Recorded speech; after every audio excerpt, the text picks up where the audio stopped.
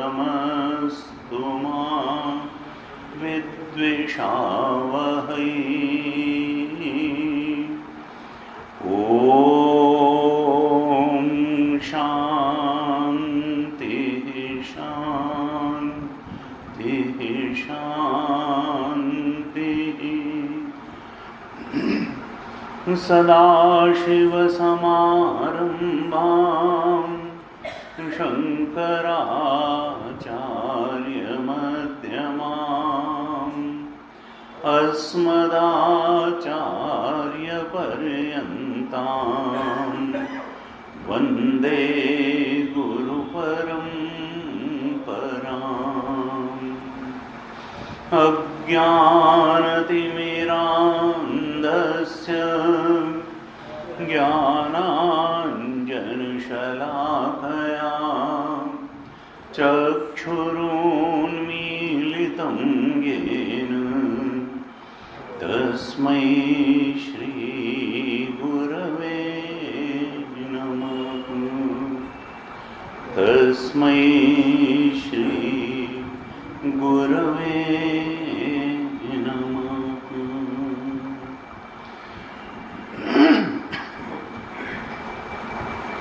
शांति मंत्र। ॐ भद्रं कर्णेभिः शृणुयाम देवाः।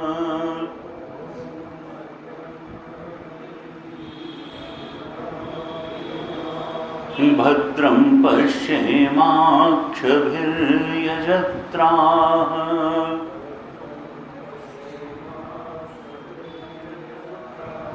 स्थिरैरङ्गैस्तुष्टुवागंसस्तनूभिः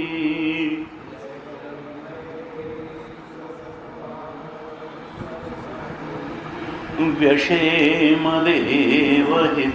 यदायुः।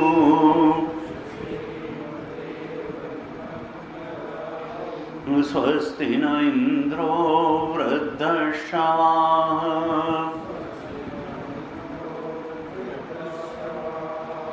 स्वस्ति नः पूषा विश्ववेदाः।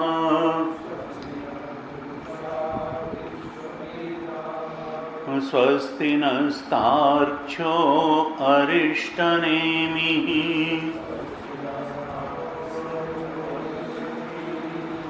स्वस्ति नो बृहस्पतिर्दधातु।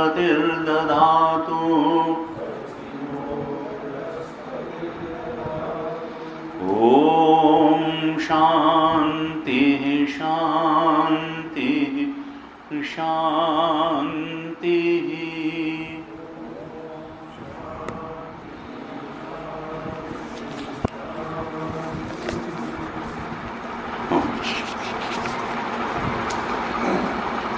तीसरे मुंडक के दूसरे खंड के पहले मंत्र से पाठ करते हैं।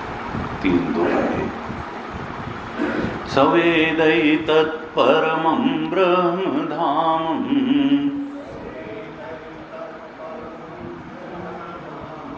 यत्र विश्वं निहितं भाति शुभ्रम् उपासते पुरुषं ये ह्यकामाः तेषु क्रमे तदतिवर्तन्ति धीराः। कामान्यः कामयते मन्यमानः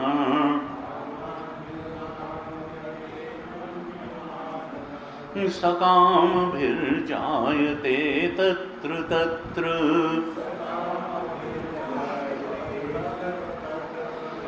पर्याप्तकामस्य कृतात्मनस्तु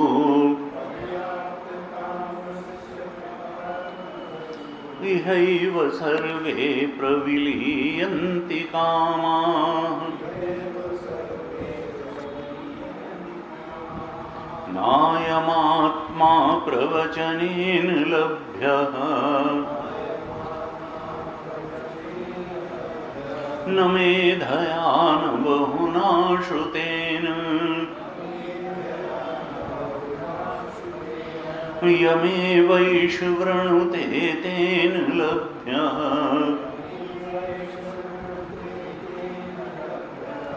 तस्यैष आत्मा विवृणुते तनुं स्वाम्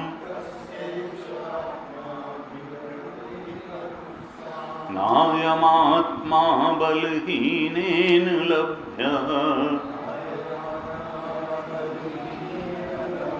न च प्रमादात् तपसो वाप्यलिङ्गात्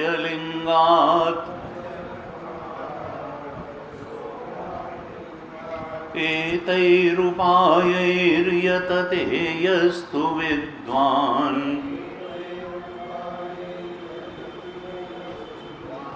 तस्यैष आत्मा विशते ब्रह्मधाम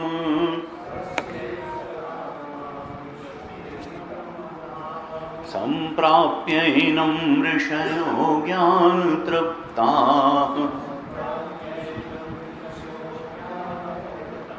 कृतात्मानो वीतरागाः प्रशान्ताः ते सर्वगं सर्वतः प्राप्य धीराः युक्तात्मानः सर्वमेवाविशन्ति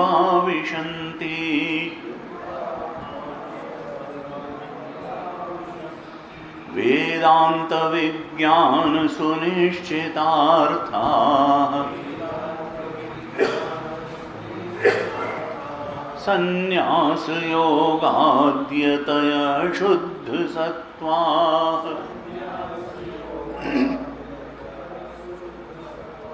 ते ब्रह्मलोकेषु परान्तकाले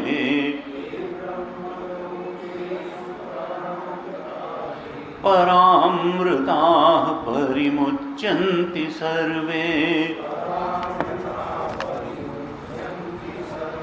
गताः कलाः पञ्चदश प्रतिष्ठा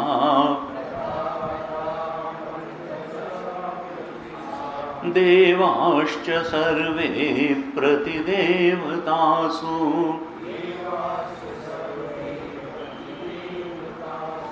कर्माणि विज्ञानमयश्च आत्मा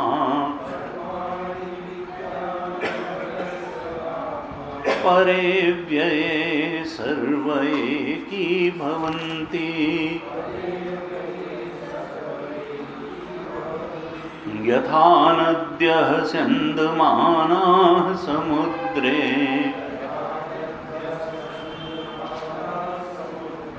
अस्तं गच्छन्ति नामरूपे विहाय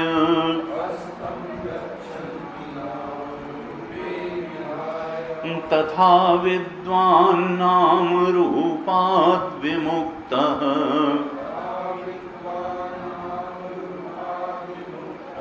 परात् परं पुरुषमुपैति दिव्यम् स यो ह वै तत्परमं ब्रह्म वेद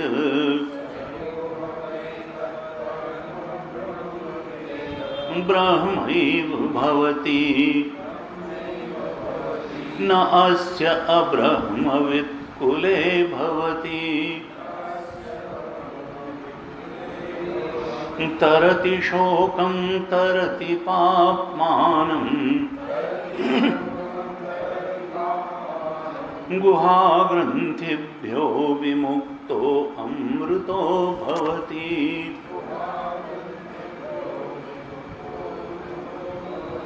तदेतदृचाभ्युक्तम् क्रियावन्तः श्रोत्रिया ब्रह्मनिष्ठाः स्वयं जोहवत एकर्षि श्रद्धयन्तः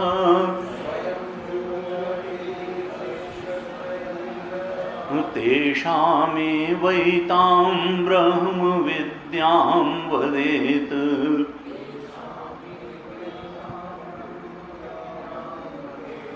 शिरोव्रतं विधिवद्यैस्तु चीर्णम्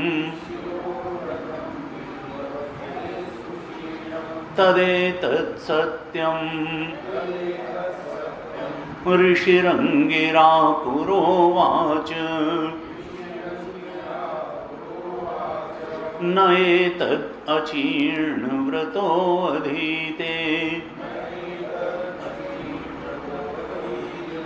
नमः परमऋषिभ्यो नमः परमऋषिभ्यः।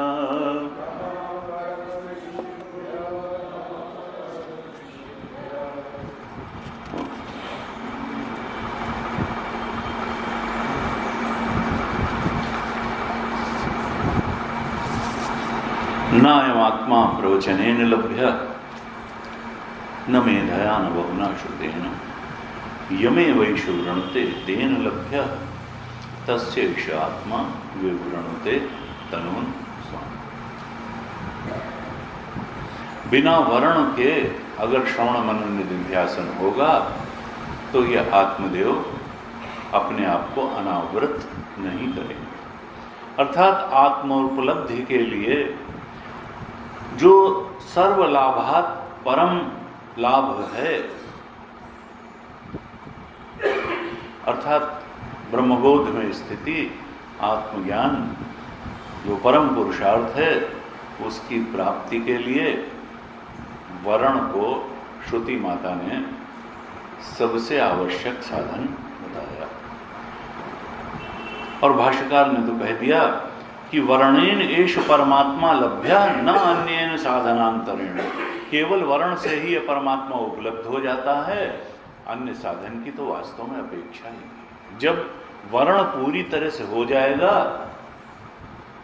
जब it remains the only priority in life, ये बात समझ में आ जाएगी कि शरीर सौष्ठव बहुत काम का नहीं है, संसार की उपलब्धियां भी संसार तक हैं, ये शरीर भी संसार तक है, तब फिर ये बात भी समझ में आएगी कि कोई ऐसी उपलब्धि करो जो इस शरीर के बाद भी जाए, और सूक्ष्म शरीर तो बाद में भी जाता है। तो इस संसार की और शरीर की उपलब्धियों से बड़ी तो यही उपलब्धि है कि इस अंतःकरण को शुद्ध पवित्र सात्विक बना लिया जाए। इसलिए मन की उपलब्धि शरीर और संसार की उपलब्धियों से बड़ी है, ये बात तो एकदम स्पष्ट हो जाती है साधक को कि देखो, मन को पवित्र बनाना, निर्मल बनाना, सात्विक बनाना, ये जीवन में ज़्यादा बड़ा अचीवमेंट है। संसार का अचीवमेंट तो शरीर चलाने के लिए है। और फिर केवल बंदूक की नली साफ करने से ही काम नहीं चलता है, गोली लक्ष्य पर दागनी भी पड़ेगी। तो ये अंतःकरण तो मानो बंदूक की नली है, इसमें ज्ञान की गोली भर करके आत्मज्ञान के, आत्मदेव के लक्ष्य तक दागनी पड़ेगी। अर्थात शुद्ध अंतःकरण करने के बाद फिर श्रवण मनन निधिध्यासन करना पड़ेगा और वर्ण पूर्वक करना पड़ेगा। ये श्रुति माता कहना चाहती है कि साधक वर्ण पूर्वक श्रवण मनन निधिध्यासन यही आत्मलाभ का उपाय है। फिर चौथे मंत्र में श्रुति माता ने आगाह किया कि देखो, वर्ण किसका पूरा होता है?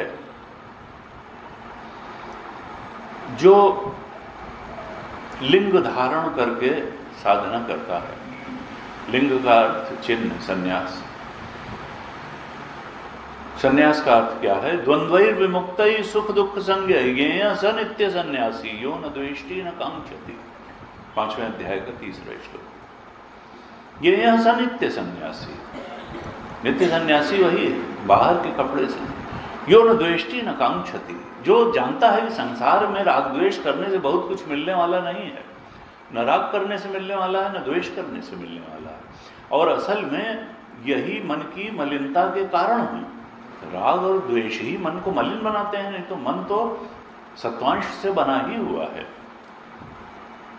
कहा सन्यासी वास्तव में वही है यो न द्वेष्टि न कांक्षा, जो न आकांक्षा करता है न द्वेष करता है, यानी द्वंद्वों से ऊपर उठ जाता है। किससे द्वंद्व करना? 4 दिन की जिंदगी में किससे लड़ाई झगड़ा और किससे आसक्ति?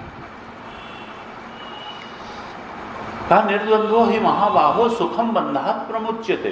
ये जो बंधन है, अज्ञान का बंधन है, अहंकार का बंधन है, राग द्वेष का बंधन है, इससे सुख पूर्वक वो सन्यासी पार चला जाता है, जो न द्वेष्टि न कांक्षति, जो द्वंद्व से ऊपर उठा हुआ।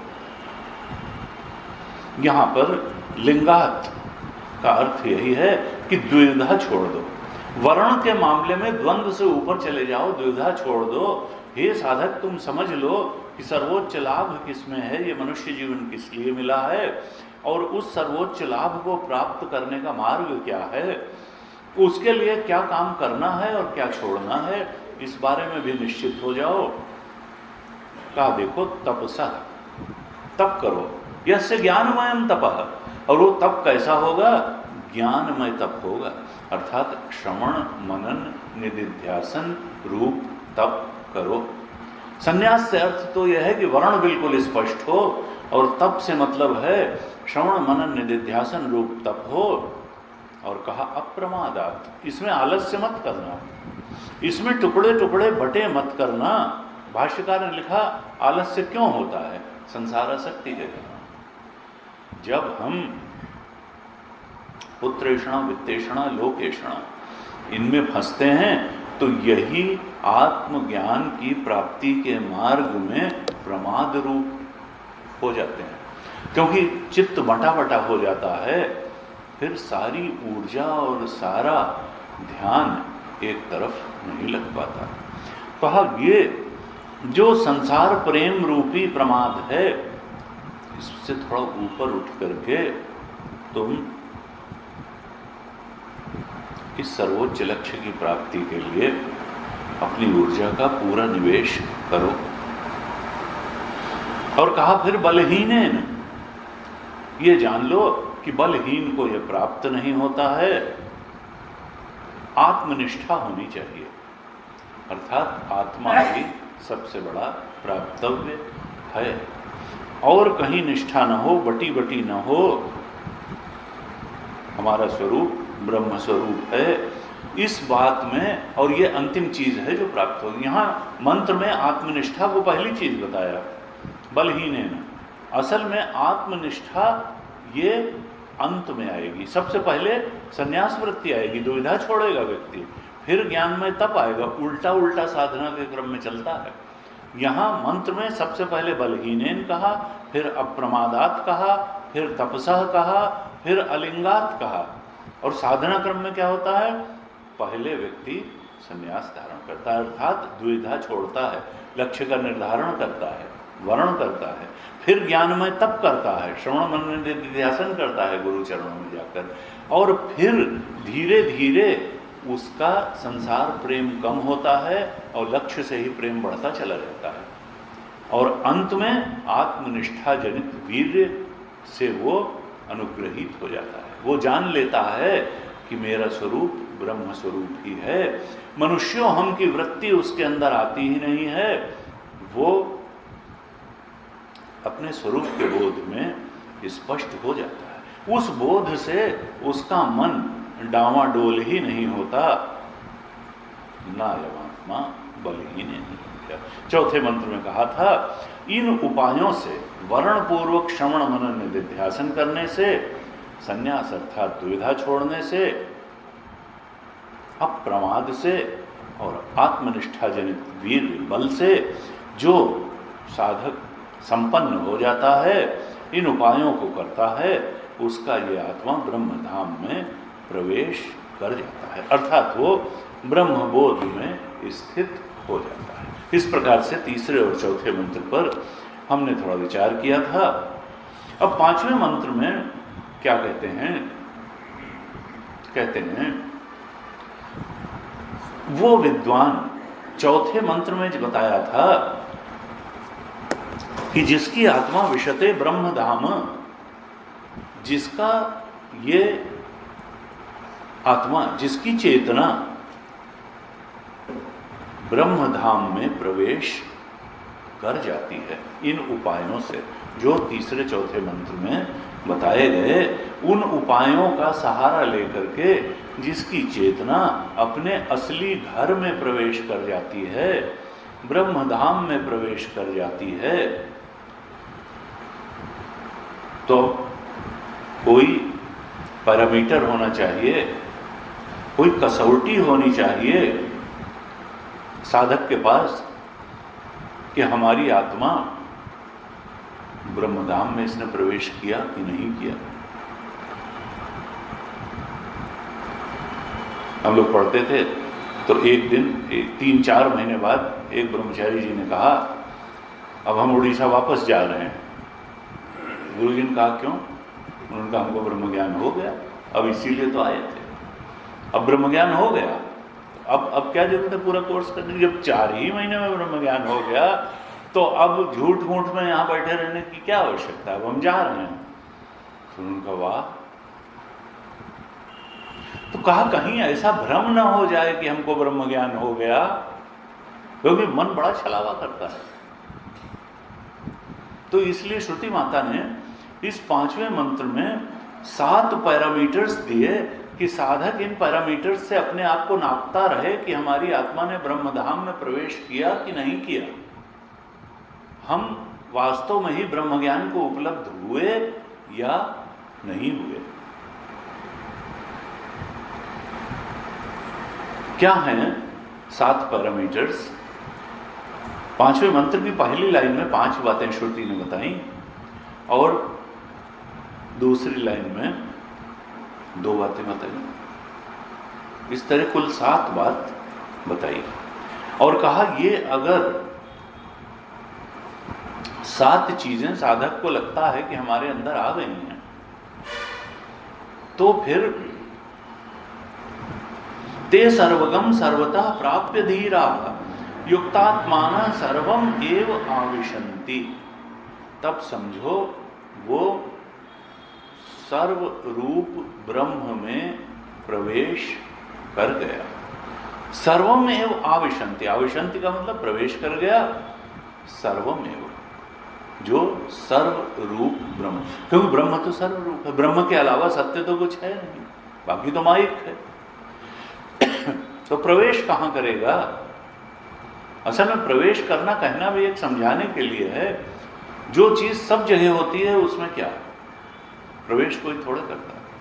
क्या घटाकाश मठाकाश जब कमरा फूटा या घड़ा फूटा तोड़ा गया तो उसने महाकाश में प्रवेश थोड़ा किया, वो तो केवल बाउंड्री टूटी, वो तो पहले भी वास्तव में महाकाश ही था। आकाश तो एक अखंड सर्वव्यापक है, उसमें घटाकाश निकल करके कहीं से महाकाश में प्रवेश हुआ ऐसी बात तो है नहीं। या मठाकाश कमरे का आकाश कहीं से महाकाश में प्रवेश करेगा। इसी तरह से ये चेतन तो एक अखंड सर्वव्यापक है, इसने कहीं प्रवेश किया, ये तो सिर्फ समझाने के लिए है। वास्तव में जो अविद्या की सीमा थी, बाउंड्री थी, वो टूट गई बस। और ये चेतन तो पहले भी ब्रह्म था, हम इसको जीव चेतन जाने बैठे थे, ये तो ब्रह्म चेतन है ही। लेकिन समझाने के लिए श्रुति माता कहती हैं कि वो जो ज्ञानी है उसका ये चेतन उस ब्रह्म में, सर्वरूप ब्रह्म में प्रवेश कर जाता है। किसका चेतन? कहते हैं संप्राप्य एनम ऋषयो ज्ञान तृप्ता कृतात्मान वीतरागा प्रशांता। संप्राप्य एनम, संप्राप्य का अर्थ है सम्यक रूप से जान कर, सम्यक प्राप्य।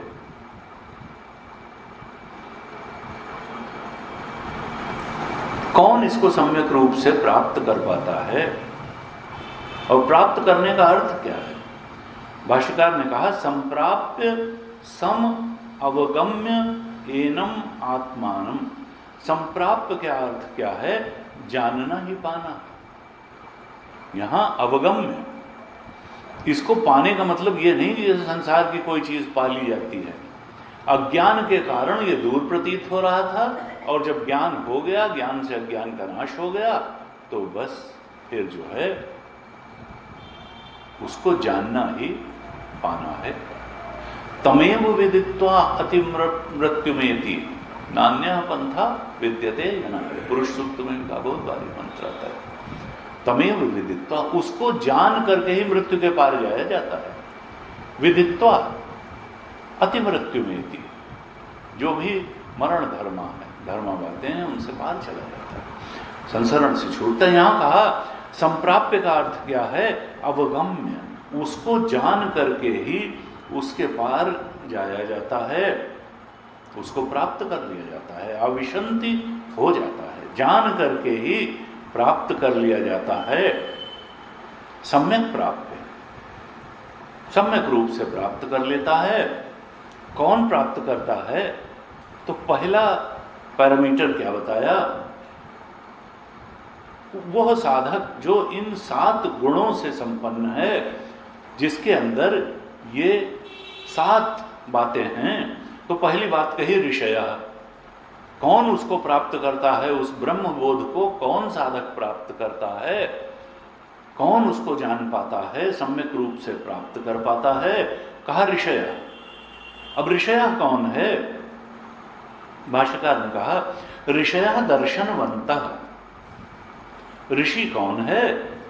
जो दर्शन करने में समर्थ है, जो सत्य का बोध करने में, सत्य को देखने में समर्थ है, वही ऋषि है। अब सत्य को देखने में कैसे समर्थ हुआ? जिसने श्रवण मनन निधिध्यासन किया, जिसने वर्ण पूर्वक श्रवण मनन निधिध्यासन किया, जिसने द्विधा छोड़ी, लिंग के साथ तप किया, प्रमाद रहित हुआ, आत्मनिष्ठा जनित वीर जिसके अंदर आया, वही ऋषय हुआ, वही प्रमावान हुआ। वो भ्रम से मुक्ति पा गया कि मैं मनुष्य हूं, मैं ब्राह्मण हूं, मैं ये हूं, मैं ये हूं। उसने ही इस बोध को, इस प्रमा को, इस दृढ़ ज्ञान को प्राप्त किया कि सच्चिदानंद स्वरूपो अहम ब्रह्मास्मि, मैं ब्रह्म रूप हूं, मैं सच्चिदानंद स्वरूप हूं। ऐसी प्रमा जिसकी बन गई वही ऋषय है। वो दृढ़ ज्ञान हो गया, निश्चयात्मक ज्ञान जिसका हो गया, वही प्रमावान जो है, वही ऋषि है। उसी ने सत्य को देखा, और देख करके क्या हुआ? ये जो उसका ज्ञान था, ये कोई नीरस ज्ञान था, सूखा सूखा ज्ञान था कि इसके बाद अभी सांसारिक विषयों में रमण करके उसको रस प्राप्त करने की कोई आकांक्षा रह गई? कहा नहीं, वो तृप्त हो गया इस ज्ञान को प्राप्त करके। ज्ञान तृप्ता। अब संसार के अज्ञानी लोग तो विषय तृप्ता होते हैं, तमाम विषयों को प्राप्त करके तृप्त होने का प्रयास करते हैं, लेकिन ये कौन है? ये ज्ञान तृप्ता हैं।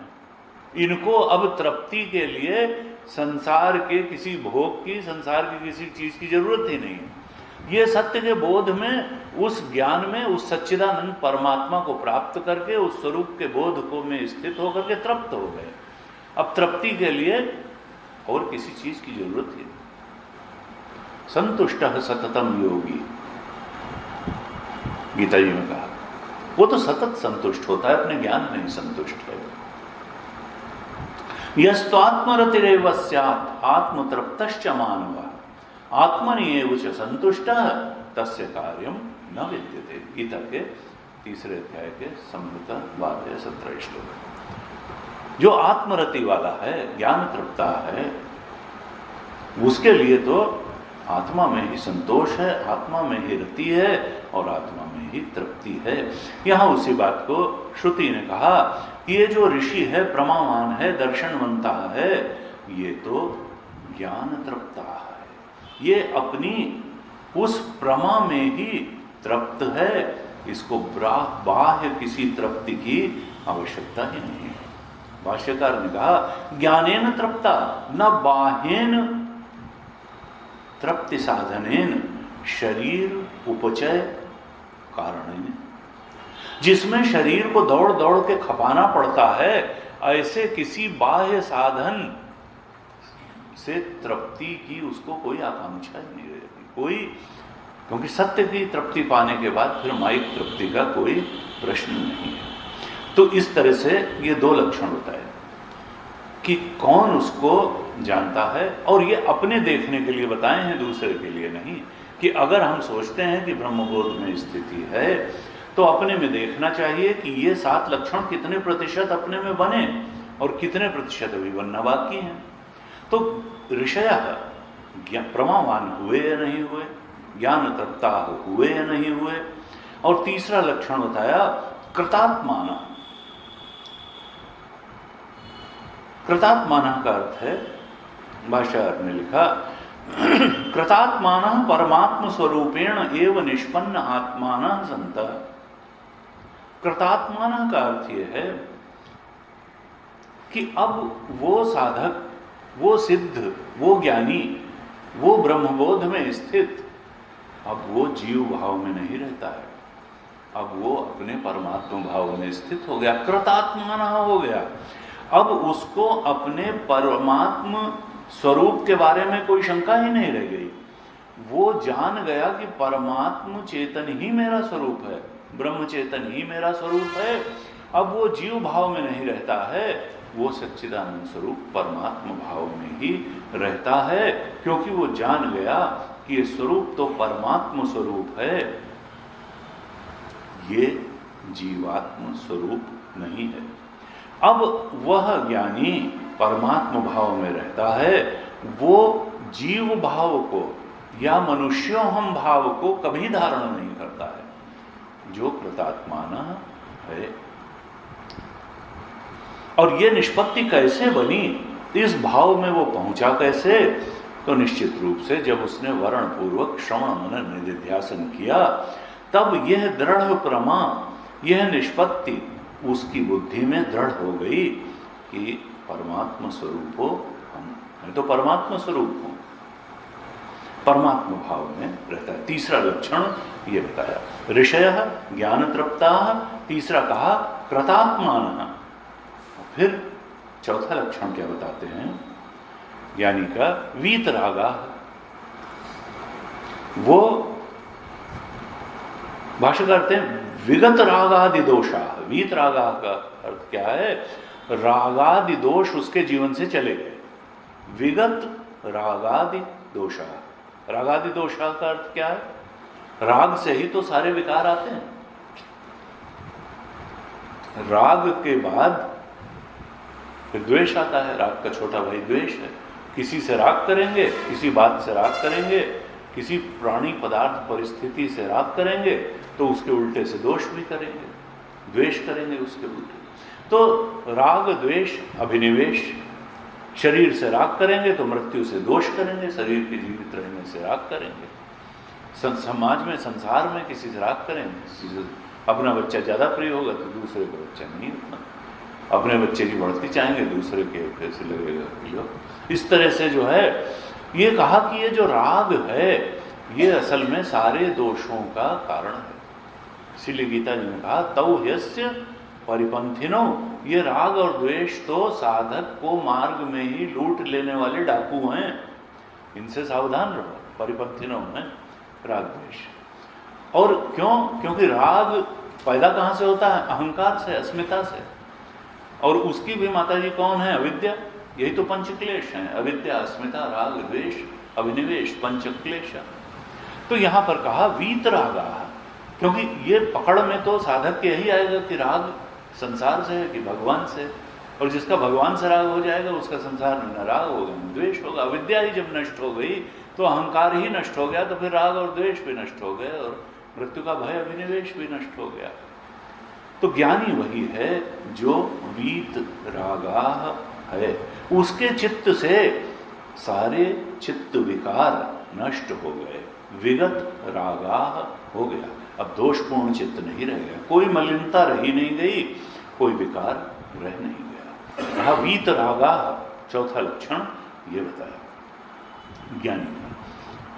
फिर कहा ज्ञानी कैसा है, कहा प्रशांता। ज्ञानी कैसा है, प्रशांत है। प्रशांत कौन होगा, जिसकी इंद्रियां विषयों के पीछे ही भागती रहेंगी, वो कभी शांति नहीं प्राप्त कर पाएगा। जिसकी इंद्रियां विषयों से उपरत हो गई, वही प्रशांता हो सकता है। अब जिसकी इंद्रियां विषयों के लिए ललकती नहीं हैं, वासनाजन्य इच्छाओं की प्रेरणा से जिसकी इंद्रियां जगत में भागती नहीं हैं, वही प्रशांता हो सकता है। विषयों से जिसकी इंद्रियां उपरत हो गई, भाष्यकार ने कहा प्रशांता उपरत इंद्रिया है, जिसकी इंद्रियां अब उल्टी दिशा में, अब वो ज्ञान की बात सुनना पसंद करती हैं।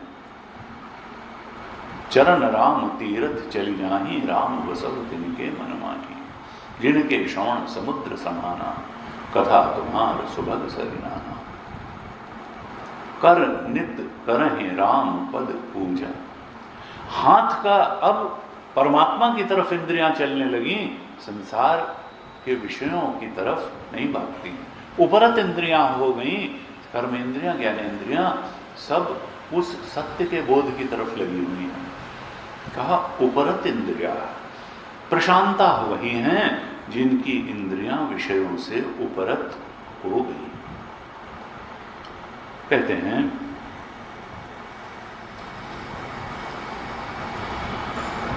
धीरा ते सर्वगम सर्वतः प्राप्य धीरा युक्तात्मानः सर्वम एव आविशन्ति। ते ज्ञानी, ते का अर्थ क्या है? ज्ञानी। ये जो ज्ञानी हैं, 3 बार दूसरी पंक्ति में सर्व शब्द आया है। सर्वगम, सर्वतः, सर्वमेव। सर्वगम श्रुति कहना चाहती है कि देखो वो ब्रह्म जो है वो सर्वगम है। सर्वगम का अर्थ क्या है? सर्वव्यापक है, सर्वव्यापक है। ये मत समझ लेना कि वो खाली कैलाश में रहता है, ये मत समझ लेना कि खाली वो गोलोक में रहता है, वो वैकुंठ में रहता है, वो साकेत में रहता है। श्रुति क्या कहना चाहती है कि वो ज्ञानी किसको पाता है? किसी एक लोक में जाकर के उस इष्ट के साथ रहता है। ये सब आपेक्षिक मुक्तियां हैं कि वहां जाएंगे और पीतांबर धारण करके राम जी के साथ रहेंगे, कृष्ण जी के साथ रहेंगे, ब्रह्मा जी के साथ रहेंगे, शंकर जी के साथ रहेंगे। श्रुति स्पष्ट कहती है ते सर्वगम, वो किस प्रकार की मुक्ति पाते हैं, कहां प्रवेश करते हैं?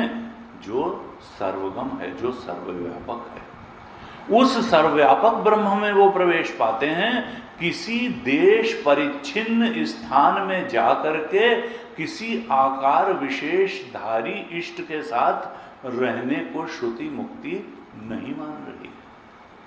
ते सर्वगम आविशन्ति, सर्वमेव आविशन्ति। ते सर्वगम, वो सत्य कैसा है, ब्रह्म सत्य कैसा है कि कोई जगह ही नहीं है जहां वो व्याप्त न हो। वो सर्वगम है, उस सर्वव्यापक ब्रह्म में वो प्रवेश करता है। अब जो सर्वव्यापक होगा उसमें प्रवेश क्या करेगा? वो प्रवेश तो ऑलरेडी है ही। यानी केवल अज्ञान के कारण जो देख रहे थे कि हम तो लिमिटेड हैं, हम इस शरीर में बैठे हुए हैं या मन में बैठी हुई चेतना है, ये जो हमारा 60-70 किलो का शरीर है, ये जो 3.5 हाथ का शरीर है, ये जो 60-70-80-90 साल जिंदा रहने वाला शरीर है, ये तीनों जो लिमिट्स हमने बना रखी थी देश की, काल की, वस्तु की, ये झूठी लिमिट थी। ये स्थूल शरीर में चेतना के कैद होने की जो लिमिट थी, ये मन अंतःकरण में चेतना के कैद होने की जो लिमिट हमने बना, ये झूठी थी, ये अज्ञान के कारण थी। वो तो पहले से ही सर्वगम था। आविशन्ति कहां कर रहा था? कहीं नहीं। भाष्यकार ने 2 दृष्टांत दिए इसके लिए कि कैसे आविशन्ति, किस प्रकार से उस ज्ञानी का चेतन उस सर्वगम सर्वतः प्राप्त, उसको वो कहां पाता है? उसको वो मंदिर, मस्जिद, गुरुद्वारे में नहीं पाता है। सर्वतः प्राप्त, वो उसको सब जगह पाता है क्योंकि वो सब जगह है, सर्वगम है, सर्वव्यापक है। और ज्ञानी उसको किस प्रकार से पाता है? सर्वतः प्राप्त। कोई जगह होती ही नहीं जहां वो उसको न पाता हो। कबीर ने कहा जहां जहां डोलो सो परिक्रमा, जो कुछ करो सो पूजा। कहा कि पूजा करो न नमाज गुजारो, एक निराकार हृदय नमस्कारों, कबीर ने कहा। देखो कहां जाएं उसका, वो तो सब जगह है उसका दर्शन करने। कहा जहां जहां डोलो सो परिक्रमा, जो कुछ करो सो पूजा, जहां जाऊं तह करो दंडवत, और भाव मिटाओ दूजा। दूसरा भाव ही नहीं। साधो सहित समाधि भली, सहित समाधि, आंख न मोदो कान न रूदो, काया कष्ट न धारो, खुले नयन हंसी हंसी पहचानो, सुंदर रूप निहारो। सहज समाधि से मन लागा, मलिन वासना भागी, उठत बैठत कबहु न छूटे, ऐसी ताड़ी लागी। साधो सहज समाधि भली। ये सहज समाधि की बात श्रुति कर रही है कि जब ज्ञान हो गया तो ज्ञान से प्राप्त जो समाधि है वो कभी टूटती ही नहीं और कभी उसको लगाने की जरूरत नहीं पड़ती। ज्ञानी की समाधि ऐसी है, वो तो सर्वगम सर्वतः प्राप्य, वो सर्वव्यापक को सब जगह पा लेता है और उसका उस सर्वगम सर्वतः को पा करके उस सर्वम एव आविशंति, उस सर्व में प्रवेश करना कैसा है। भाष्यकार कहते हैं भाष्य की इसकी अंतिम लाइन में कि घटे घटाकाशवद अविद्याकृत उपाधि परिच्छेदम जहति, एवं ब्रह्मविदा ब्रह्मधाम प्रविशन्ति। जैसे कोई घड़े का आकाश है, घटाकाश, घड़ा फूटा तो घटाकाश महाकाश में विलीन हो गया। इसी प्रकार से अविद्याकृत उपाधि परिच्छेद, अविद्या के कारण ही जो उपाधि है, अविद्या का मतलब है कारण शरीर, अविद्या की उपाधि गई मतलब कारण शरीर जब गया तो कारण शरीर ही तो इस सूक्ष्म शरीर और स्थूल शरीर का कारण था, इसीलिए उसको कारण शरीर कहते थे। वो अविद्या रूपी कारण शरीर जैसे ही नष्ट हुआ तो जो उससे उत्पन्न होने वाले सूक्ष्म शरीर और स्थूल शरीर थे वो भी नष्ट हो जाएंगे, और जब कारण ही नष्ट हो गया तो दोबारा वो बनेंगे नहीं। और इसका मतलब क्या होगा, जो सत्य है वही रहेगा। कारण ही जब नष्ट हो गया तो जो परम कारण था, सब कुछ का कारण था ब्रह्म, बस वही बच गया। तो जैसे घटाकाश महाकाश में विलीन होता है, उसी तरह से अविद्या और अविद्याकृत उपाधियों के नष्ट होने से यह चेतन ब्रह्म चेतन में प्रविष्ट हो गया, अर्थात उसने अपने ब्रह्म चेतन स्वरूप को जान लिया। अब तो उपाधि से परिच्छिन्न चेतन अपने को नहीं जानता है, क्योंकि उपाधि ही नष्ट हो गई। अब जब घड़ा ही नष्ट हो गया तो घटाकाश कैसे अपने को घटाकाश रूप में जानेगा, घट की उपाधि ही नष्ट हो गई तो अब तो महाकाश जानेगा ही जानेगा। इसी प्रकार से जब अविद्या और अविद्या से उत्पन्न उपाधि अर्थात सूक्ष्म शरीर और स्थूल शरीर ही नष्ट हो गया और अविद्या कारण शरीर ही नष्ट हो गया, तो अब तो तुम ब्रह्म हो ही। अब ब्रह्म के अलावा हो क्या? उपाधि तो नष्ट हो गई, मिथ्या थी उपाधि और उसके मिथ्या होने का ज्ञान हो गया। इस प्रकार से कहा एवं ब्रह्मविदा ब्रह्मधाम प्रवेशन्ति, ब्रह्मविद इसी प्रकार से ब्रह्मधाम में प्रवेश करता है। ब्रह्मविद का वो कहीं जाता नहीं है, कहीं जा करके प्रवेश नहीं करता है। जैसे हम किसी के घर जाते हैं, कहीं मंदिर, इस प्रकार से जहां है बस वहीं रहते हुए प्रवेश हो गया, क्योंकि सर्वगम सर्वतः प्राप्य, वो तो सर्वगम है और सर्वतः प्राप्त कर लेता है। अब कई बार मान्यताओं को चोट लगती है, वो मान्यताएं भी मन को टिकाने के लिए बहुत अच्छी बात है, इसीलिए श्रुति को परम प्रमाण मानते हैं।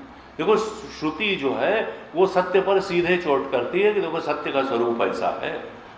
बाकी हमारे यहाँ तो गंगा स्नान को भी कोई मना नहीं करता है, वेदांत सब कुछ को साथ लेकर के चलता है, लेकिन हर साधना की सीमा भी बताता है। कोई साधना बुरी नहीं है, गंगा स्नान करोगे तो कम से कम वहां जाओगे तो तुमको उतनी देर के लिए पवित्र भाव तो आएगा। गुरु जी कहते थे कि भाई अब हमारे यहाँ मुक्तियों का बड़ा विचित्र कॉन्सेप्ट है। सायुज्य मुक्ति है, सारूप्य मुक्ति है, सार्ष्टी मुक्ति है, सालोक्य मुक्ति है, सारूप्य मुक्ति है। इन सब मुक्तियों का पुराणों में वर्णन मिलता है। सारूप्य मुक्ति जाकर के रहेंगे, अपने इष्ट के जैसा स्वरूप प्राप्त करेंगे, गोलोक में जाएंगे तो कृष्ण जी जैसा पीतांबर पहन के और कलगी लगा करके उनके साथ रहेंगे। ये सब वर्णन है। लेकिन अंतिम मुक्ति वो क्या आत्यंतिक मुक्ति है? कहा ना, वो सापेक्षिक मुक्ति है, अपेक्षित मुक्ति है। असली मुक्ति कौन है? जब ते सर्वगम सर्वतः प्राप्य धीरा सर्वम एव आविशंति। जब ब्रह्म स्वरूप को प्राप्त होता है तो वही वास्तविक मुक्ति है। सर्वगम वो सत्य, वो ब्रह्म तत्व सर्वव्यापक है। हम ये न मान लें कि वो केवल कैलाश में रहता है, वो केवल गंगाधर नहीं है, वो सर्वव्यापक है। यद्यपि प्रतीक के रूप में उसकी उपासना करने से हमको बहुत फायदा होता है। वेदांत कहता है कि गंगा नहाओगे तो भी मन थोड़ा शुद्ध होगा। गुरु जी कहते थे कि हम इलाहाबाद में थे, एक गृहस्थ थे, बड़े संत स्वभाव के व्यक्ति थे, और वो उन्होंने कहा हम गंगा नहाने जाते हैं, वहां पर बोर्ड लगा रहता है गंगे तव दर्शनात् मुक्ति, गंगे तव दर्शनात् मुक्ति। और हम तो 15 साल से जा रहे हैं गंगा नहाने, स्वामी जी हमको तो मुक्ति का कोई ऐसा बोध हुआ नहीं अभी तक। अब लिखा तो ये शास्त्र में, गंगे तव दर्शनात् मुक्ति। तो गुरु जी ने कहा भाई देखो, ये जो है तुम वहां जाते हो तो जाने का मन करता है कि नहीं करता है? उन्होंने कहा रोज करता है, रोज नहाता है 15 साल से।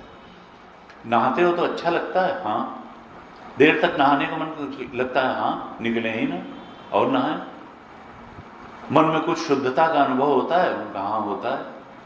उनका बस तो ये मुक्ति है, इतनी मुक्ति है। मन कुछ प्रसन्न हुआ, मन कुछ अच्छा लगा, तो ये अपेक्षित मुक्ति है। तो मुक्ति तो ये भी है, मन में पवित्रता का भाव आया, शुद्धता का। कहा इसी प्रकार से हम जो भी साधना करते हैं वो असल में उधर ही बढ़ाने का साधन है। इसलिए वेदांत किसी साधना को नकारता नहीं है। हम मूर्ति पूजा करेंगे, मंदिर जाएंगे तो अच्छा भाव उतनी दूर रहेगा। वहां जाएंगे, प्रसाद चढ़ाएंगे, कुछ दान का भाव होगा, कुछ अर्पण का भाव होगा, कुछ छोड़ने का भाव होगा, तो वो जाना अच्छी बात है। ये नहीं कि वेदांत कह रहा है कि वो जो है करना छोड़ दो, नहीं नहीं।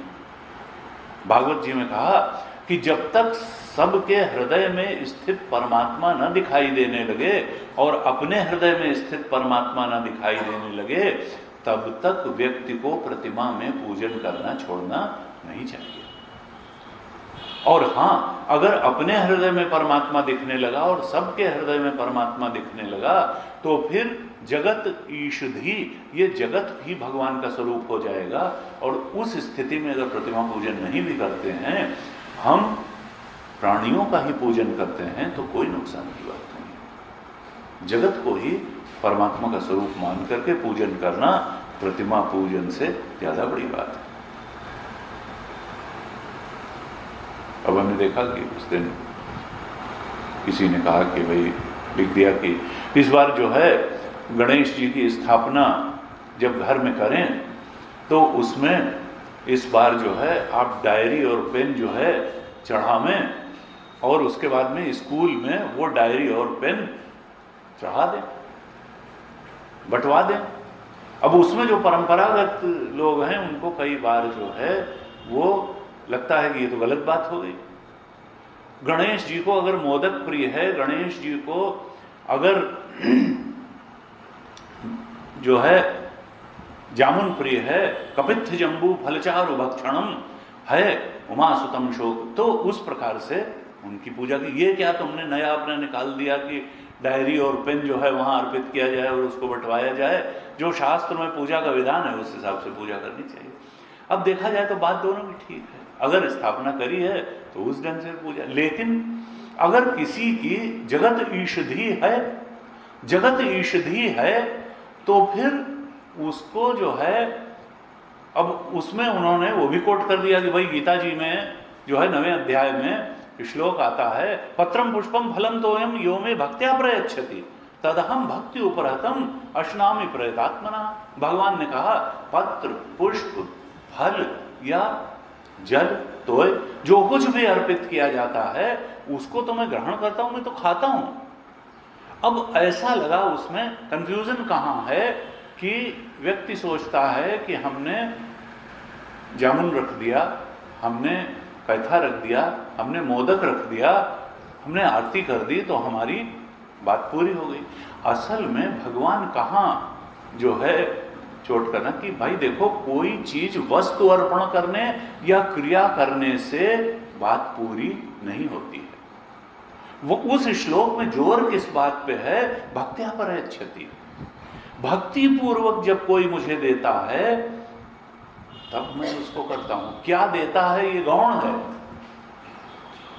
धन्ना जाट थे, उनका नियम था कि रोज जाके भगवान को 4 लाठी मारते थे। और एक बार बहुत नदी बढ़ गई और उन्होंने कहा अरे शाम को ध्यान है लाठी मारी नहीं। नदी में तैर करके गए और 4 लाठी मार करके आए। वो जो पत्रम पुष्पम फलम तो एवं भक्त्या प्रयच्छति तो उनका था, लेकिन अब उनका यही नियम था कि 4 लाठी। और कहते हैं उस दिन उनको भगवान के दर्शन हो गए। तो ये नहीं है कि आप भक्त्या, गुरुदेव ने इसकी श्लोक की टीका ली, मैंने दोबारा पढ़ा उसको, तो उसमें उन्होंने 2 ही बातें लिखी। 2 बार भक्त्या शब्द इस श्लोक में भगवान का आया है। यो में भक्त्या प्रयच्छति तदहम भक्त्योपहतम। भक्ति पूर्वक जो मुझे समर्पण किया जाता है उसी को मैं खाता हूं। उसमें जोर भक्ति पर है, जोर पदार्थ पर नहीं है।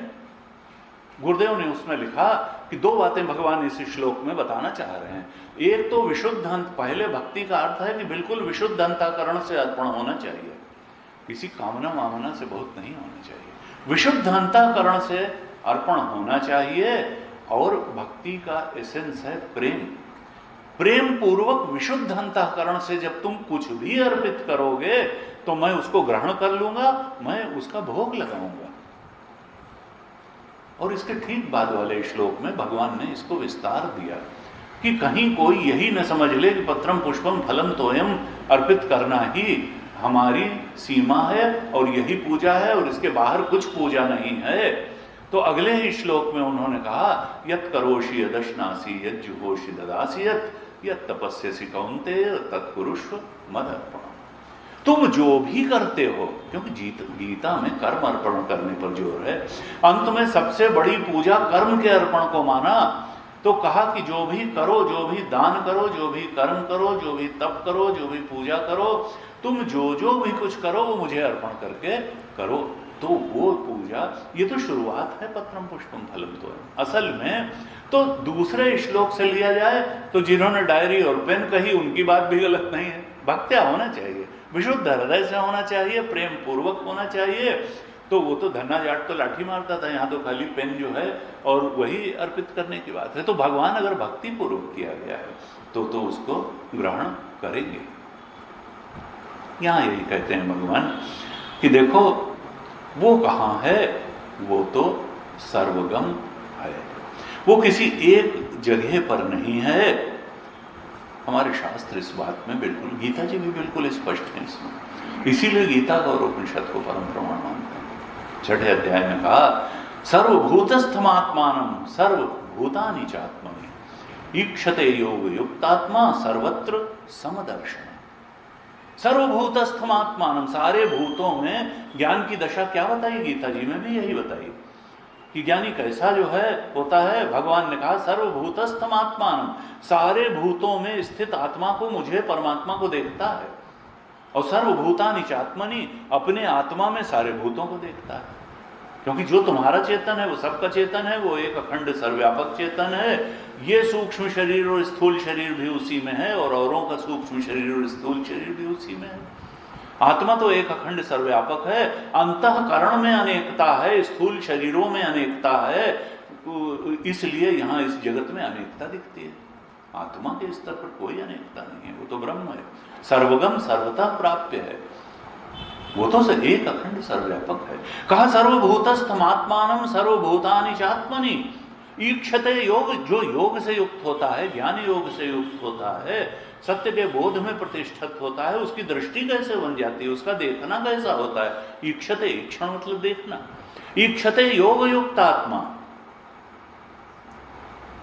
वो कैसा, सर्वत्र समदर्शन, वो सर्वत्र देखता है और समदर्शन हो जाता है। ऐसे गीता जी में भी कहा। यहां पर ईक्षते योग युक्त आत्मा वहां कहा था, यहां कहा युक्त आत्मा। और क्योंकि योग के लक्षण तो पहले ही बता दिए। और कौन देखता है, कहा धीरा। दो दूसरी लाइन में भी लक्षण होता है ज्ञानी के, धीरा और युक्तात्मा।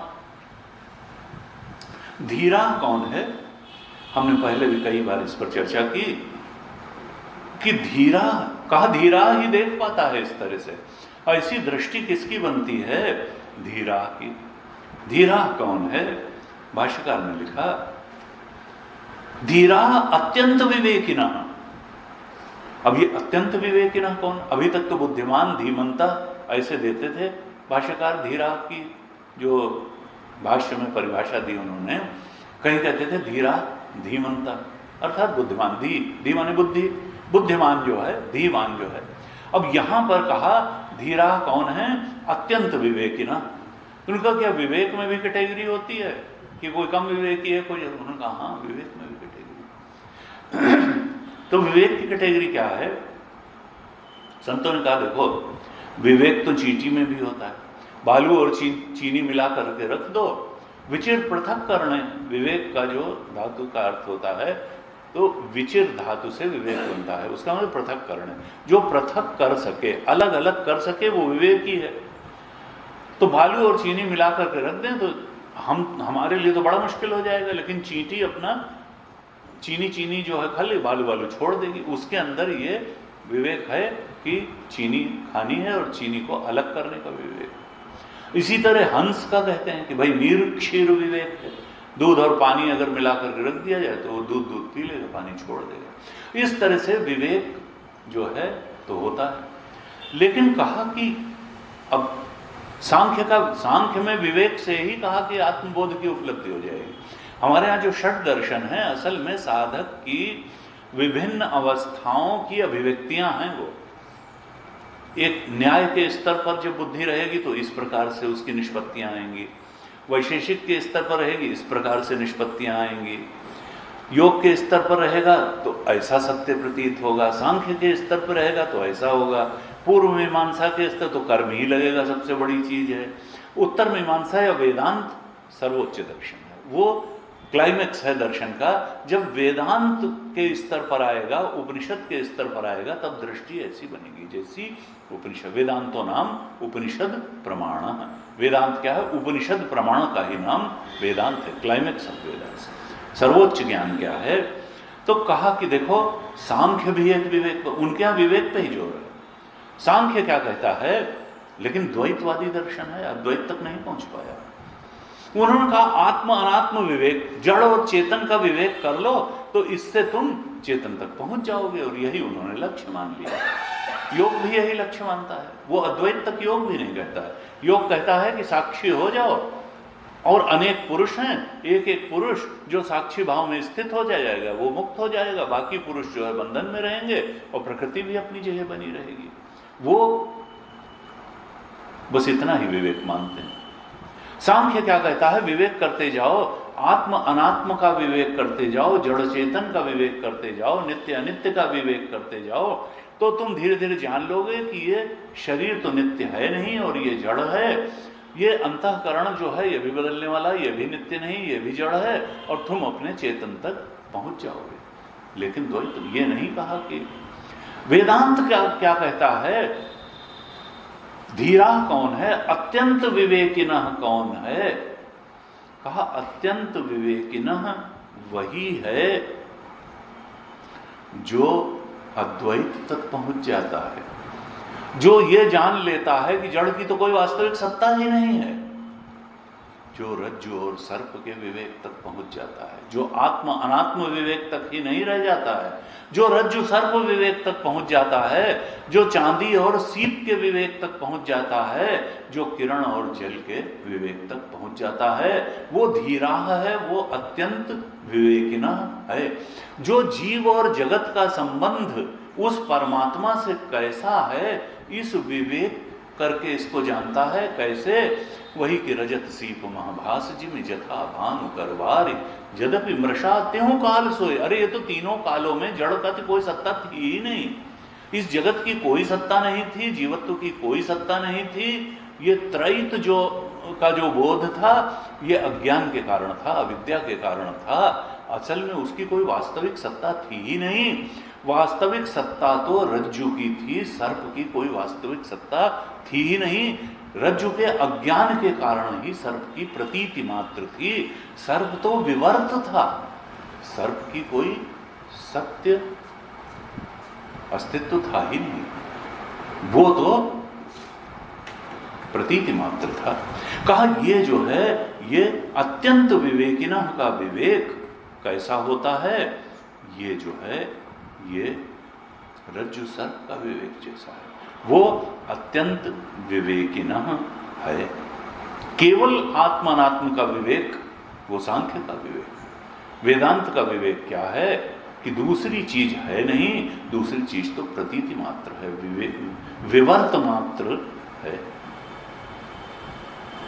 एक शब्द और बचा, कहा युक्तात्माना। वो युक्तात्माना है। युक्तात्माना कौन है? भाष्यकार ने लिखा नित्य समाहित स्वभाव,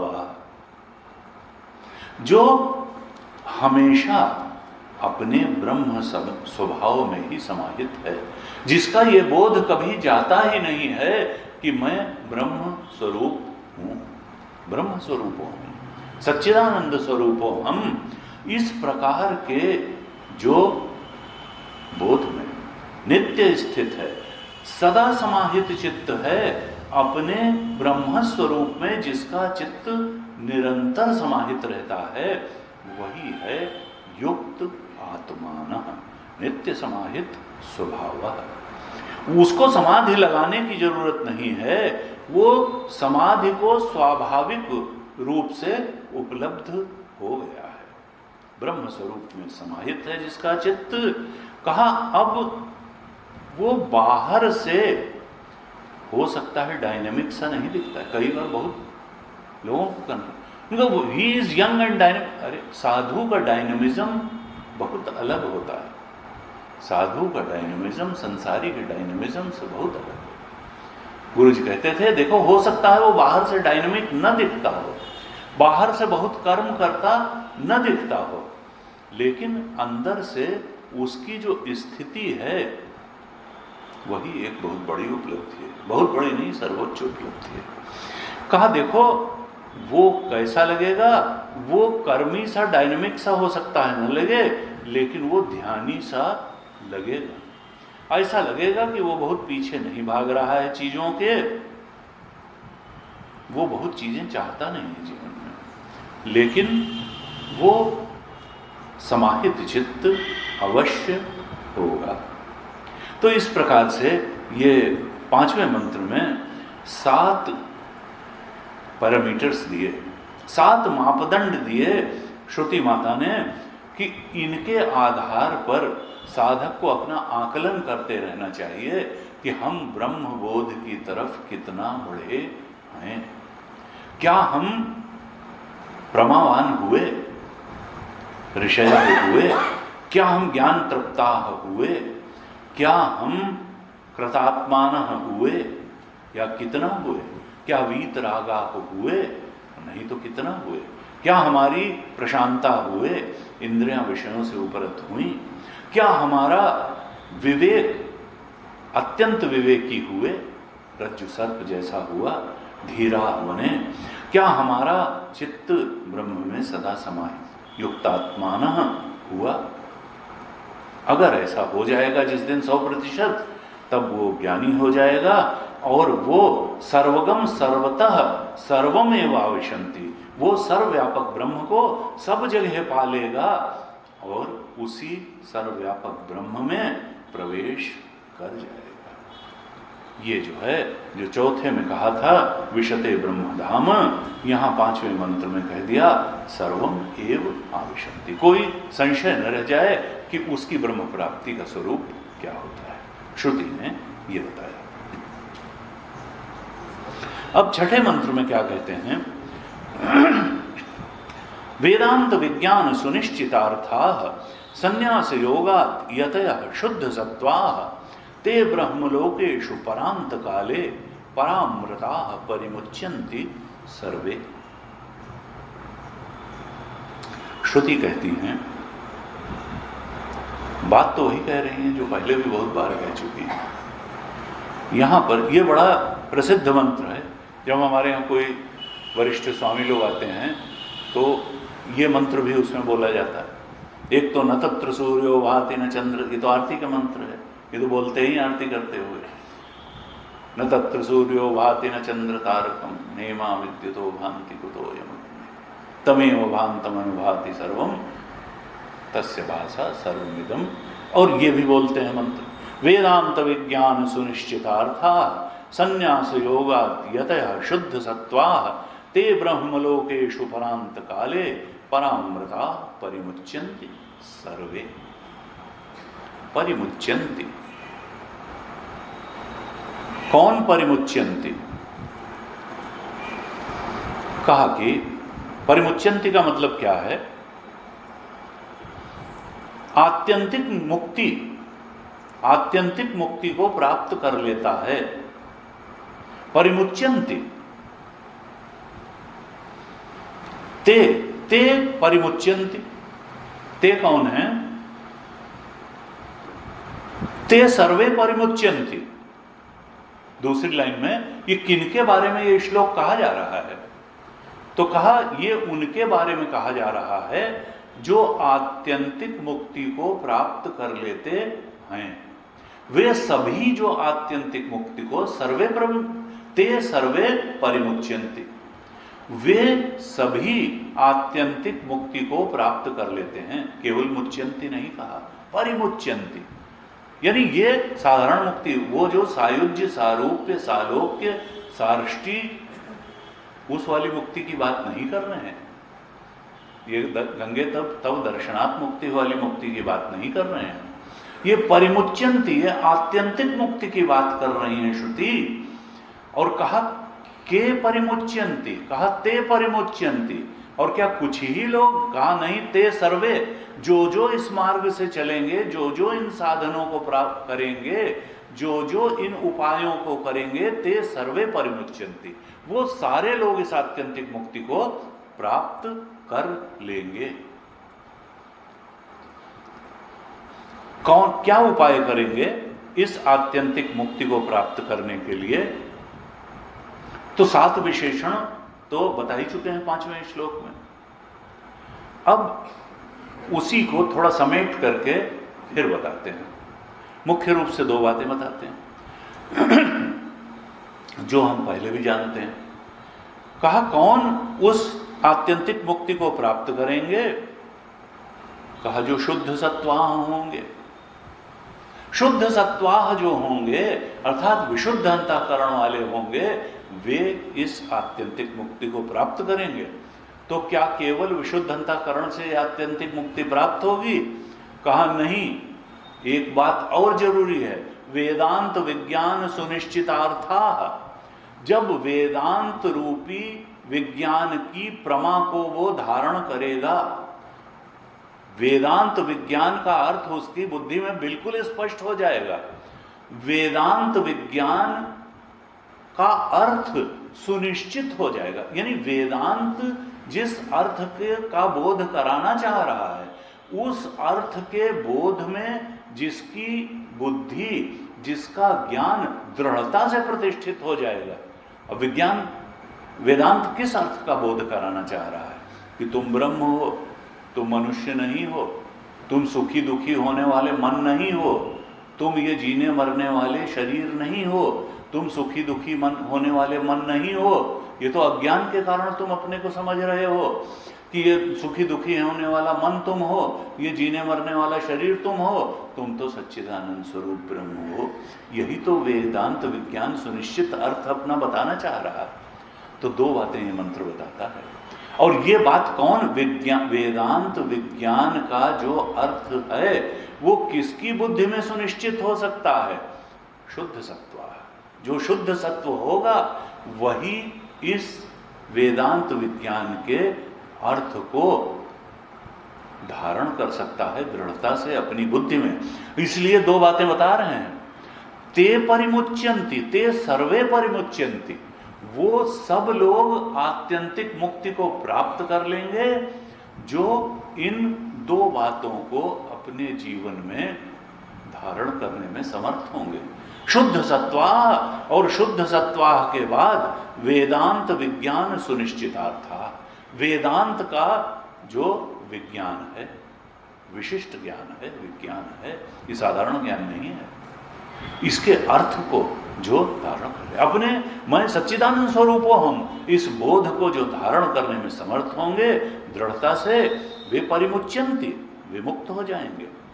लेकिन फिर दो बातें और बताते हैं कि शुद्ध सत्वाः जो होंगे वही धारण कर पाएंगे। लेकिन शुद्ध सत्वाः भी कैसे होंगे अगर कोई, और वेदांत विज्ञान के अर्थ को कौन सुनिश्चित कर पाएगा? कहा जो प्रयत्न ही नहीं करेगा वो कैसे जो है धारण हो जाएगा उसको? यतया तो होना चाहिए, और यतया भी कैसे होगा? सन्यास में तो किसी जगह से दिमाग को हटाएंगे, पहले सन्यास करेंगे तब तो यति बनेंगे। यतया कौन? यति जो सन्यासी कहते हैं, यति भी कहते हैं।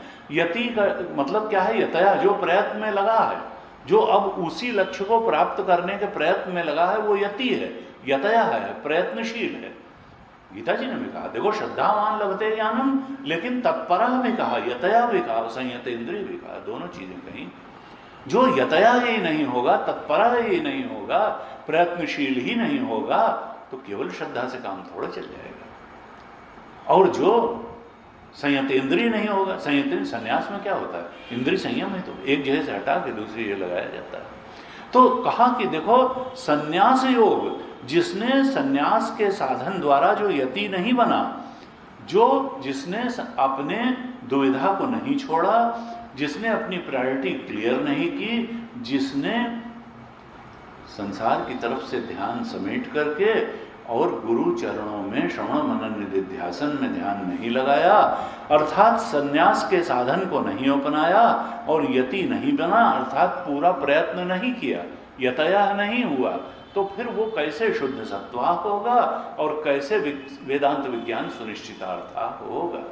तो इस तरह से ये एक तरह से चार बातें बता दी कि देखो मन को थोड़ा संसार से हटाओ, संन्यास की वृत्ति धारण करो, न शोचति न कांक्षति, संसार के बारे में ही आकांक्षा करना, राग द्वेष करना छोड़ो, संन्यास के साधन को अपनाओ और प्रयत्नशील बनो, यतया बनो, और शुद्ध सत्वाः बन करके वेदांत का जो सुनिश्चित अर्थ है उसको अपने चेतन में धारण कर लो। ये प्रमा बुद्धि में बिल्कुल स्पष्ट हो जाए कि एक चेतन ही सत्य है और उसके अलावा जो है सब मायिक है। यही तो वेदांत का अर्थ है। वेदांत यही तो कहता है कि एक चेतन की ही सत्ता है और जड़ की तो कोई सत्ता है ही नहीं, प्रतीति मात्र है। चिन्ह मात्र विस्तारितम, ये जगत क्या है? मनीषा पंचकम में कहा चिन्ह मात्र विस्तारितम, ये केवल चेतन का ही विस्तार है। ये जड़ जो दिखाई देता है ये प्रतीति मात्र है, असल में इसके अधिष्ठान रूप में चेतन ही है। अब तुलसी बाबा ने इसी का अनुवाद कर दिया, तुलसीदास यह चिद विलास जल, बूझत बूझत बूझे साधो कहीं न जाए का कहिए। ये चिद विलास, तुलसी बाबा ने कहा यह चिद विलास, ये जड़ विलास नहीं है, ये तो चेतन का है। जब ये वेदांत, ये वेदांत का सत्य है कि ये चेतन विलास है, चेतन ही यहां सत्य है, बाकी सब मायिक है। एक अखंड सर्वव्यापक ब्रह्म ही यहां सत्य है। कहा ते ब्रह्मलोकेषु परांत काले परामृताः परिमुच्यन्ति सर्वे। कहा ये जो शुद्ध सत्वाः हैं, जो संन्यास योग में स्थित हैं, जो यतया हैं, वो वेदांत विज्ञान के अर्थ को बिल्कुल सुनिश्चित रूप से उनको प्रमा होती है, बुद्धि में दृढ़ता से स्थित हो जाता है वो अर्थ। और कहा ये जो ज्ञानी हैं वो ब्रह्म लोकेशु कहाँ परिमुच्यन्ति, अत्यंत मुक्ति पा करके कहाँ जाते हैं? कहते हैं ब्रह्मलोकेशु, ब्रह्मलोक में। भाष्यकार ने भाष्य लिखा, कहा इससे ये मत समझ लेना कोई ब्रह्मा जी का लोक है वहां चले जाते हैं। ब्रह्मलोकेशु का अर्थ है ब्रह्मण इत्यर्थ, ब्रह्मलोकेशु इति ब्रह्मण इत्यर्थ है। ब्रह्मलोक का अर्थ यहाँ क्या है कि वो ब्रह्म में ही प्रवेश पाते हैं, किसी ब्रह्मलोक वगैरह में प्रवेश नहीं पाते हैं। ब्रह्म लोकेशु इति ब्रह्मण इत्यर्थ। यहां कहा अतो बहुवचनम, यहां लोकेशु बहुवचन का प्रयोग क्यों हुआ है? क्योंकि ते ज्ञानी भी बहुवचन का प्रयोग हुआ, इसलिए ब्रह्म लोकेशु बहुवचन का प्रयोग हुआ। ऐसा नहीं कि ब्रह्मलोकों में अनेकता है, अनेकता तो मिथ्या है। वो ब्रह्म में ही प्रवेश पाते हैं, जो सर्वगम सर्वतः है वहीं प्रवेश पाते हैं। कब प्रवेश पाते हैं? तो कहा जीवन में ही प्रवेश कर पाते हैं। ज्ञान तो जीवन में ही होगा, यानी उनकी जीवन मुक्ति भी होती है, और फिर जब शरीर छूटेगा तब, कहा तब भी वहीं, वो जीते जी भी वहीं और वो शरीर छूटने के बाद भी वहीं। यानी ये श्रुति जीवन मुक्ति को भी बताती है और विदेह मुक्ति को भी बताती है। जीवत में भी वो अपने ब्रह्मबोध में स्थित हैं और शरीर छूटने के बाद भी उसी ब्रह्म के बोध में स्थित हैं। कहा परांत काले, अंत काले। देखिए श्रुति मुच्यंत की जगह कहा परिमुच्यंती, मुक्ति है नहीं आत्यंतिक मुक्ति, और यहां अंत काले नहीं कहा, कहा पर अंत काले। ये परांत काले क्या है भाई? अंत काले ही कह दो, ये शरीर छूट जाएगा तो वो ब्रह्मबोध में स्थित रहेगा। ये अंत काले क्या है? मनुष्य मरता है तो कहते हैं भाई अंतकाल हो गया, और ज्ञानी मरेगा तो परांत काल होगा। उनका हाँ यही अंतर है, मनुष्य का मरना अंतकाल होता है और ज्ञानी का शरीर छूटना परांत काल होता है। क्यों? क्योंकि मनुष्य का मरना झूठ मूठ का मरना है, वो मरता थोड़ो है, वो तो अगले देह को फिर धारण कर लेता है, तो उसका जो है उसका मरना कोई मरना वरना नहीं है। श्रुति नहीं मानती कि वो मरता है, क्योंकि जब सूक्ष्म शरीर जिंदा है और वासना लेकर के अगले शरीर में प्रवेश कर गया तो मरा क्या? उसने तो मरने का नाटक किया। वो सूक्ष्म शरीर तो भोग के लिए अगले शरीर में जा रहा है, तो उसका खाली अंतकाल है। ये वास्तव में मरना किसका होता है? ज्ञानी का। वो अब शरीर में जाएगा ही नहीं अगले, वो परांत काल है। भाष्यकार ने इस पर भाष्य लिखा, कहा संसारिणाम ये मरण काला ते अपरांता, उनका मरण काल अपरांत है। क्यों? क्योंकि वो तो अभी फिर जिंदा हो जाएंगे। जातः से ही ध्रुव मृत्यु ध्रुवम जन्म मृतस्य च, उनका परांत काल थोड़े है। संसारिणाम ये मरण काला ते अपरांता, उनका मरण परांत नहीं, वो अपरांता है। तान अपेक्ष, उनकी अपेक्षा से मुमुक्षुणाम संसार अवसाने, जब मुमुक्षु का संसार अवसान होता है अर्थात देह परित्याग काल, तो वो परांत काल है। तस्मिन् परांत काले साधका नाम बहुत्वाद ब्रह्मैव लोको ब्रह्मलोक एक अपि अनेकवत् दृश्यते प्राप्यते वा। क्यों? क्योंकि वो ब्रह्म में प्रवेश कर जाता है, इसलिए अब उसका वास्तव में ही अंत हो गया, वो अब फिर जीवन धारण नहीं करेगा। संसारी का मरना अपरांत काल है और ज्ञानी का मरना परांत काल है। तो कहा कि वो कैसा? परामृता है। परांत काल में किस प्रकार से ब्रह्मलोक में जाता है? क्या वो मरने के बाद ही मुक्ति को उसने पाया? कहा नहीं, पर अमृता, वो तो जीते जी ही मुक्त था, जीवन मुक्ति भी उसको प्राप्त ही थी। परामृता परमम अमृतम अमरण धर्मकम ब्रह्मात्म भूतम ये शाम ते परामृता, ये तो जीवित रहते ही मुक्त थे। और फिर कैसे मुक्त हुए? भाष्यकार दृष्टांत देते हैं, परिसमन्तात प्रदीप निर्वाणवत, उनकी मुक्ति कैसी है? कहा प्रदीप निर्वाणवत, जैसे दीपक तेल बुझने से, तेल खत्म होने से दीपक की लौ शांत हो जाए, ऐसे ही उनका जब वासना पुंज रूपी तेल समाप्त हो गया, अज्ञान रूपी तेल समाप्त हो गया, तो ये जो बाहर सब पसारा दिख रहा था ये शांत हो गया। कहा प्रदीप निर्वाणवत घटाकाशवत च, और जैसे घटाकाश महाकाश में विलीन हो जाता था, जैसे उसकी परिच्छिन्नता समाप्त हो गई तो जो जीवत्व की प्रतीति थी वो प्रतीति शांत हो गई, घटाकाश महाकाश में लीन हो गया।